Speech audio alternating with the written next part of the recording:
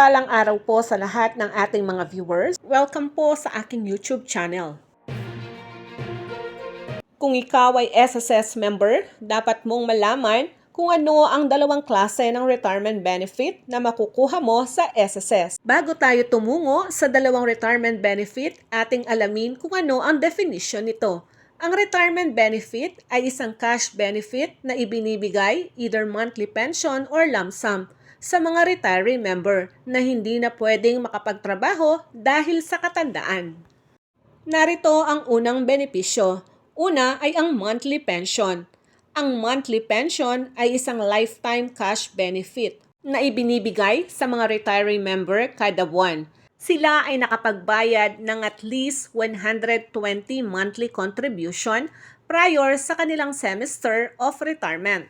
Pangalawa ay ang lump sum benefit. Ito ay one-time cash benefit na equivalent sa kanilang total contribution na binayad. Kasama na ang interest dito.